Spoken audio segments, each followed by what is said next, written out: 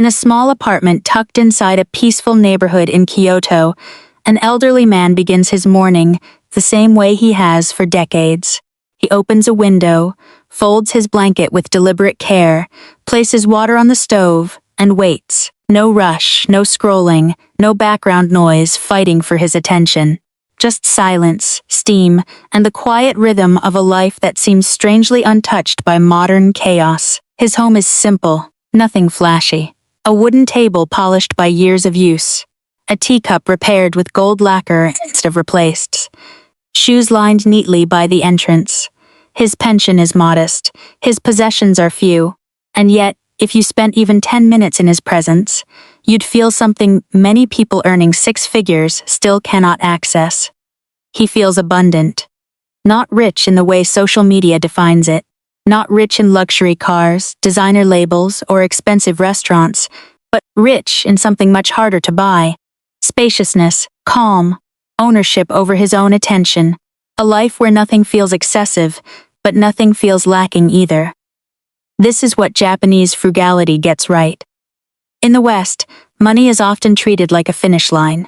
Earn more, buy more, upgrade more, and eventually, somehow, you'll arrive at peace. But the strange thing is, most people never arrive.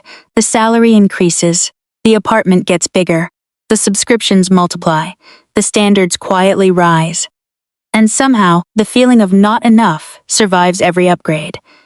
Japan approaches wealth differently. There is a quiet principle woven into everyday life there. Not a budgeting hack, not a financial shortcut, a mindset. One that understands something most people overlook. Feeling wealthy has less to do with income, and far more to do with friction. The first habit is built around a Japanese philosophy called danshari. Danshari is often translated as decluttering, but that misses the point entirely. The word is made from 3 ideas: refuse, discard, separate. Refuse what doesn't belong in your life. Discard what has already outlived its usefulness. Separate yourself from the emotional need to accumulate. This is not about becoming a minimalist influencer with empty shelves and neutral furniture. It's about becoming harder to manipulate, because modern consumption doesn't happen by accident. Entire industries are built on keeping you in a constant state of mild dissatisfaction. You open your phone, and suddenly your perfectly functional life feels incomplete. A better bag, a better desk, a better version of you available now, limited stock. Danshari interrupts that cycle. It teaches you to witness desire without immediately obeying it. That alone is rare. Most people think discipline means resisting temptation through force. Japanese philosophy offers something softer and far more sustainable. Observation, not suppression, just awareness. See the urge, name it, wait. So here's a practical ritual, the 72-hour pause. Any non-essential purchase goes onto a list, not into a cart, not into your house, just onto paper. Then you wait 3 days. No debate, no overthinking, just distance. By the time those 72 hours pass, most cravings have already dissolved. What felt urgent on Monday feels oddly irrelevant by Thursday. And in that tiny gap between impulse and action, you begin reclaiming financial power. The second Japanese habit is less practical, but more transformative. It's called taru wo shiru, a phrase that roughly means, know what is enough. This sounds obvious until you realize how few people have ever defined it. Ask someone how much money they want, and the answer is usually vague. More, a bit more, slightly beyond whatever they currently have. That is a dangerous target, because if more is your goal, the finish line moves forever. Japanese culture places unusual respect on sufficiency. Not as settling, not as lack of ambition, but as wisdom. There is a deep elegance in knowing your personal point of enough. Enough clothes to dress well without decision fatigue. Enough space to feel comfortable without paying for emptiness. Enough savings to sleep peacefully at night. Beyond that, excess often stops adding freedom and starts adding maintenance. More storage, more cleaning, more upgrades, more insurance. More mental clutter disguised as success. So take 1 hour this week and define your own enough. Not society's version. Yours. How much money would make you feel secure?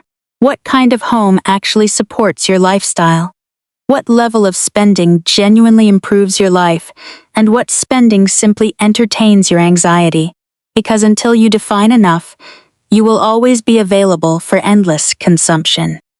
And nothing drains wealth faster than undefined desire. The third habit is where Japanese frugality becomes almost luxurious. It's called shun. Shun is the practice of aligning your life with what is naturally available in the current season.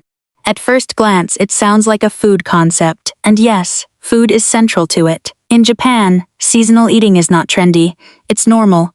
Fresh peaches in summer, mushrooms in autumn, citrus in winter, bamboo shoots in spring.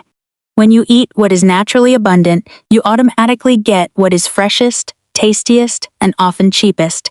But shun extends beyond food. It's a way of reducing friction by cooperating with reality instead of constantly resisting it. In colder months, meals become warmer and simpler. In summer, lighter clothing, lighter foods, later evenings outdoors. Homes are adjusted modestly instead of aggressively climate-controlled into artificial sameness. Modern life encourages us to live as though seasons are inconveniences. We expect strawberries in winter, freezing air in July, warmth on demand in every room, every hour.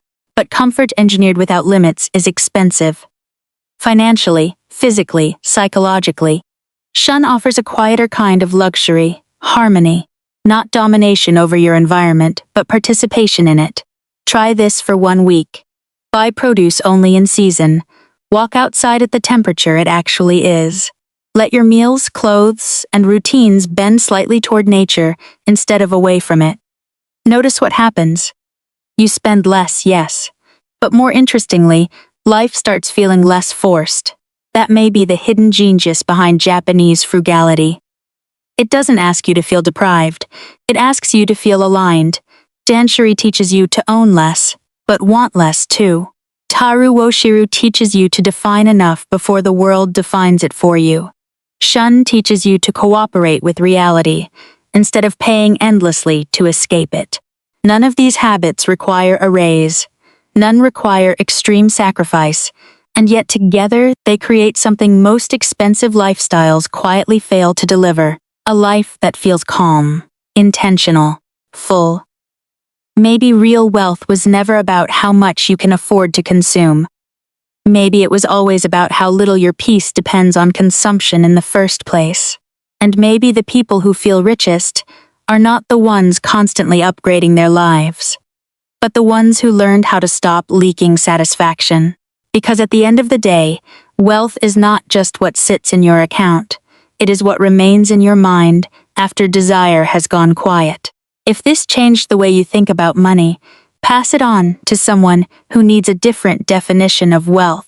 And if you want more lessons from cultures that quietly mastered simplicity, freedom, and peace, long before the modern world complicated everything, subscribe. There's more to explore. See you in the next one.